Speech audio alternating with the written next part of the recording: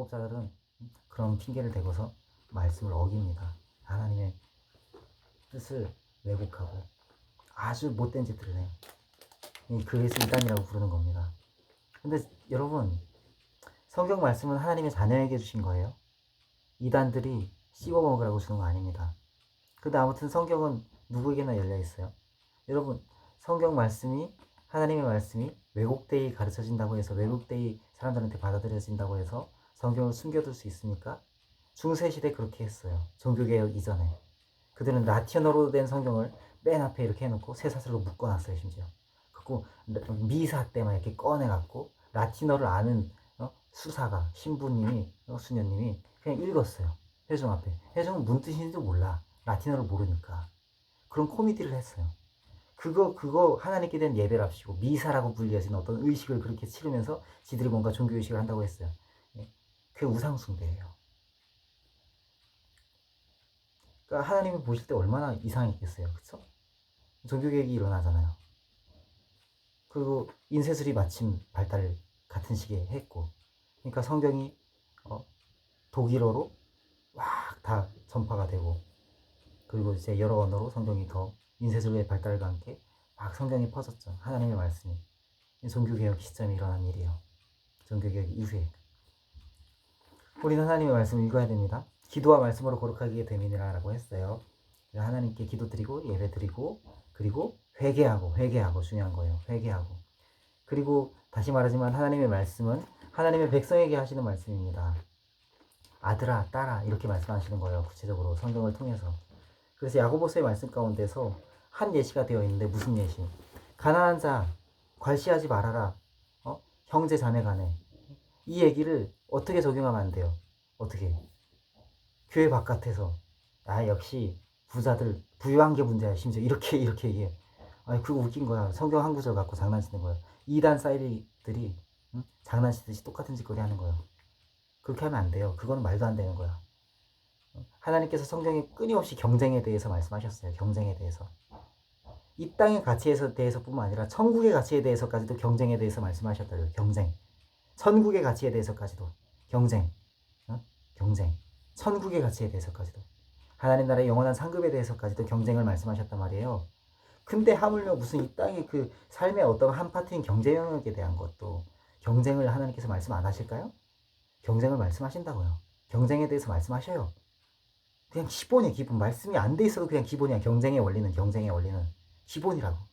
그냥 교회에서 그냥 순수히 봉사를 해도 저 사람 저렇게 열심히 봉사하네? 나도 더 열심히 봉사해야 되겠다. 난 더 열심히 봉사해야지. 이게 경쟁의 가치는 어디든지 적용되는 거예요.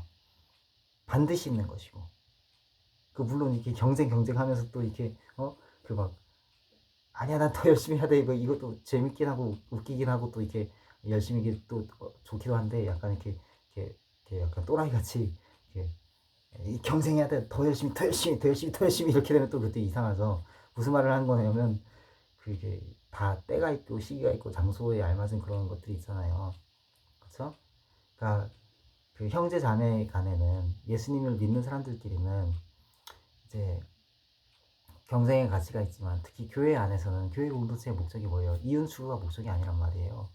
그렇죠? 교회는 돈이 없어도, 심지어 어떤 교회들은 이제, 저는 개인적으로는 그 말씀을 어기는 거라고 생각하는데, 어떤 교회들에서는 대출을 받아서라도 빚을 져서라도 예배당을 건축을 한단 말이에요. 왜냐면 그들이 추구하는 가치가, 아무튼 경제를 추구하는 사람들도 대출을 받아서 이렇게 사업을 벌이고 하기도 하지만, 사업과는 전혀 다른 절대적인 어떤 최상의 어떤 아주 말로 다 할 수 없이 귀한 가치인 복음을 위한, 그리고 복음 안에서 세워진 교회라는 공동체도 대출을 받아서 세우기도 해요. 그렇죠? 저는 개인적으로는 그게 성경적으로 맞지 않다고 저는 그렇게 믿지만, 이제 사람들이 그렇게 하기도 한단 말이에요. 근데 그 이유가 뭐예요? 또 이렇게 저렇게 이제 사람들이 말하자면 피치 못할 사정이니까 이 교회는 건축을 해야 되는데 사람들은 모이고, 그리고 또 복음의 필요는 있고, 그럼 당장 우리가 어떻게 그냥 현금만 이렇게 모아서 해야 되나? 제가 경제 영역을 잘 몰라서 그렇게 생각하는 걸 수도 있는 거예요. 그렇죠? 현금 자체가 빚일 수도 있거든요.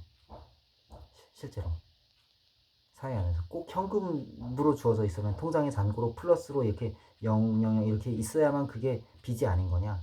그러지 않을 수도 있어요. 그렇죠? 사회에 돌아가는 경제를 정확하게 알면. 그러니까 대출 받아서 건축하기도 하는데, 그러니까 좀 더 구체적으로 얘기해서 지금 그런 거를 크리틱한다 어쩌고 그런 걸 간섭할 그게 아니라, 지금 그 얘기를 하는 게 아니라 내 양심이 이렇다 이런 얘기를 한 건데, 그러니까 이게 어떤 사람들한테 도움이 될 수 있는 거죠. 예를 들자면 무리하게 대출 받아서 예배당 건축했는데 빚 못 갚아서 교회가 와야 되는 경우도 있단 말이에요.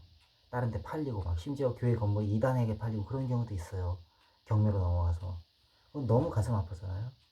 그 개인적으로는 어떻게 카드 막 쓰다가 카드비 막 쌓여갖고 카드비 막 쌓여갖고 파산하고 심지어 막 카드비 막 늘어나고 카드 깡하고 그런 경우도 있잖아요. 그쵸? 그럼 내가 하나님 말씀을 지킬 걸 이렇게 후회할 수 있는 거예요. 빚지지 마라, 빚지지 마라. 빚지는 거 하지 마라. 보증 서지 말고 빚지지 마라. 하나님 말씀 잘 지켜야지. 그게 교훈을 받을 수 있는 거잖아요. 그러니까 어떻게 적용되든 자기 양심을 지키는 게 중요한 거예요. 너 무식해서 그런 거야. 그래도 나는 내 양심을 지켜야 돼. 이게 맞아요. 근데 아무튼 정확한 지식이 더욱더 도움이 되는 거죠. 더 정확한 지혜가. 그 지식이나 지혜가 합리하고 또 동시에 내가 받아들일 만하다 그러면 이제 내가 내 양심을 이제 더 정확한 지식으로, 구체적으로 하나님은 삼위일체 하나님이시고 천국과 지옥이 있고, 그리고 하나님께서는 예수 그리스도를 믿음으로 말미암아 지옥을 면하고 천국에 갈 수 있는 심판을 면하는 그 길을 여셨다라는 것을 믿고 받아들이고 하나님의 말씀에 기록된 대로 지켜 행하는 것, 순종하기로 결정하는 것. 이것도 우리가 이전까지 알고 있던 잘못된 지식으로 인한 우상숭배를 버리는 일인 거죠. 불순종의 길을 버리는 거고 죄악된 길을 버리는 길인 거고. 제가 알기로 지금 이렇게 여기다 말씀드리거나 이렇게 하는 것들이 굉장히 유익하지가 못한데, 왜냐면 범법자들이 이렇게 저렇게 붙어있고 범법자들에 대해서 실시간으로 이상하게 보고 듣고 하는 자들한테 이렇게 저렇게 말하고 있는 부분이고, 또 동시에 이게 영상으로도 올려두는데 이게 영향이 좋지 않을 것 같다는 생각도 드는데, 그렇다고 해서 애들이 또 범법으로 그 영향이 좋지 않을 거니까 차단해 막 이러고 계속해서 범법행위를 하는 거죠. 영향이 좋지 않을 거야 이렇게 얘기하면 그들이 범법행위를 멈춰야 되는 거거든요. 근데 그러질 않는 거야. 행동 수정을 안 하는 거지. 그러니까 그런 믿음은 구원받을 수 있는 믿음이 아닌 거예요. 그래서 한 예시가 들어져 있지만 야고보서에 자녀에게 말씀하는 거예요. 너 지금 네 형제가 네 자매가 그리스도 안에서 지체라고 하는 사람들이 뭐 헐벗고 굶주리고 있는데 너 아직까지 경쟁의 가치야 이거 내세울래? 너 똑바로 안 해? 도와줘야지. 도울 줄 알아야지. 이렇게 말씀하고 있는 거란 말이다. 누구한테? 자녀에게. 하나님의 말씀은 자녀에게. 예를 들어서 옆집 애기랑 자기 애기랑 싸웠어요. 부모님이 자기 애기를 막 이제 혼내. 너 왜 옆집 애기랑 싸웠니? 너 그렇게 욕하고 그렇게 다투고 그러면 옆집 애기 마음이 좋겠어? 이렇게 얘기를 해요. 그럼 이제 부모님이 실제로 옆집 애기를 막 염려해요. 이게 염려를 아예 안 해. 이런 건 좀 이렇게 표현이 좀 그렇긴 해도 또 표현 이상으로 또 기본적인 양심이 있어도 이타심도 있고, 옆집 애기 보편 가치에 대한 그런 생각들이 다 있어도 인류애가 있고 이웃 사랑이 있어도 옆집 애기를 염려해서 자기 애기를 그렇게 혼내는 거냐고 부모님이. 아니죠. 부모님은 자기 애기를 염려하는 거야. 자기 애기의 마음과 성품과 품성과 인간관계와 또 앞으로 자라가면서 어떻게 살아가야 되는 것과 등등등. 그리스도인 부모로서는 그 자기 애기의 영원까지도 생각을 하는 거죠. 그쵸? 하나님께 순종해야 되는 것과 등등. 그래서 징계를 하고 교훈을 하고 책망을 하는 거잖아요. 마찬가지예요. 하나님의 말씀인 성경이 너 율법이 너 범죄자로 정할 거야. 너 그렇게 행함이 없는 믿음을 가진다면 너 그 믿음은 너를 구원하지 못해. 너 그 믿음을 그렇게 자랑해? 잘한다. 하나님 한 분이신지 알아? 잘한다. 근데 귀신들도 하나님 한 분이신 믿고 떠는데 너 귀신하고 똑같은 믿음 갖고 있다? 너 그 믿음 그거 너 구원받지 못하는 믿음이야. 너 그 믿음으로 구원 못 받아. 이렇게 하나님께서 정확한 말씀 이렇게 적어 놓은 거, 이 말씀 우리가 읽을 때 자녀로서 이렇게 읽고서 순종하라고 자녀에게 말씀하신 거란 말입니다. 순종하라고 하나님 말씀에 순종하라고. 그러니까 형제나 자매가 헐벗고 굶주리고 먹을 거 없는데 입을 거 없는데 그냥 말로만 평안히 해, 더럽게 해, 평안히 살아, 이렇게 하면 너 구원받을 수 있는 믿음 아니야. 이렇게 하나님께서 자녀에게 말씀하신 거란 말이에요.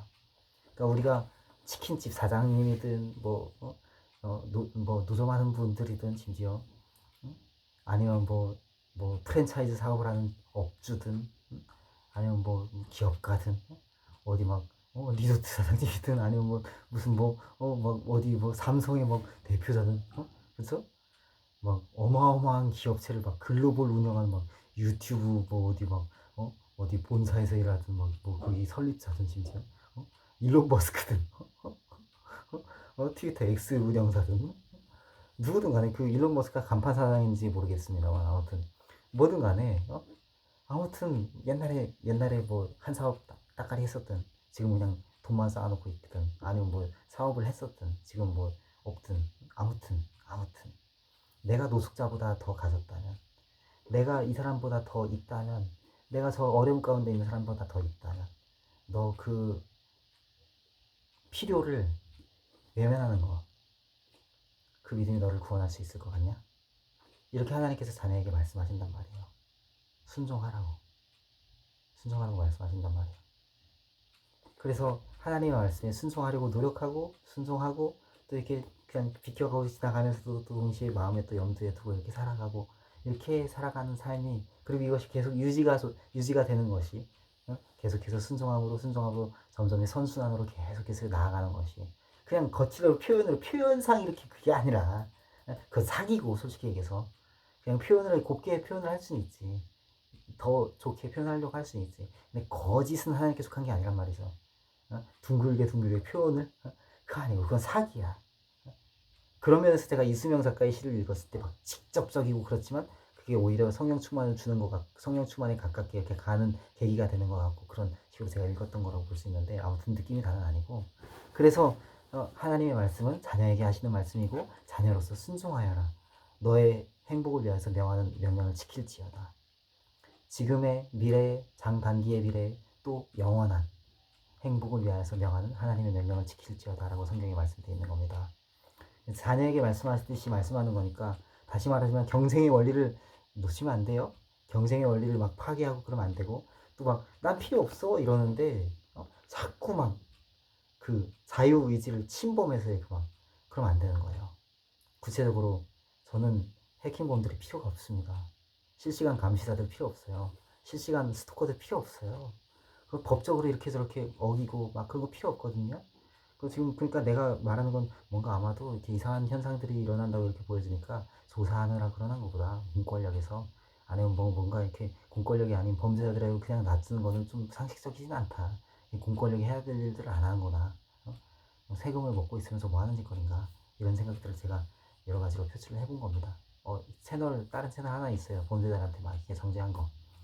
이제 다른 얘기한 거 아니고 제 양심상에 제대로 제가 해야 될 일이라고 생각되는 거 물론 이제 막 포기되어진 면들도 많이 있었지만 그게 그 얘기를 한 겁니다. 표현상 있게 너무 욕짓거리도 많았지만 합법적인 구독자 시청자 여러분이 이 영상들이나 얘기들을 듣고 보고 계신지 아니면 듣고 보게 되실지 그건 잘 모릅니다만 아무튼 성경은 절대로 공산주의를 지지하지 않습니다.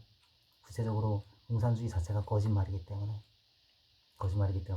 그래서 우리가 하나님의 말씀을 읽고 듣고 우리가 지성으로 이렇게 잘 몰라도 경제학이 어떻고 정치학이 어떻고 교육학이 어떻고 뭐 가족학이 어떻고 이런 거 몰라도 그냥 자연스럽게 진리 자체이신 예수 그리스도의 진리의 성령님을 받으면 예수님을 믿으면 그리고 교회에 계속해서 정기적으로 출석하고 제대로 된 올바로 된 교회에 출석을 하고 이렇게 살아가면 그리고 그 은혜 가운데서 우리가 사회 안에서 또 영원한 천국 안에 들어갈 때까지 죽음 이후에 들어갈 때까지 그리고 또 이 땅 가운데서 살아가는 동안 천국의 예고편을 맛보며 또 우리 각자의 자신의 삶의 소명을 이루며 또 우리가 갖고 있는 선한 소원들 하나님께서 우리에게 주신 올바른 소원들 선한 소원들 뭐 결혼이 소원이든 출산이 소원이든 또 취직이 소원이든 뭔가 자신의 삶에 무언가를 꾸리고 싶은 것들이 소원이든 선한 소원이든 죄에 대한 소원이 아니면 선한 소원들은 하나님께서 또 이루어주시는 그 길들이 열리는 것도 다 하나님의 은혜 안에서 이루어지는 거예요.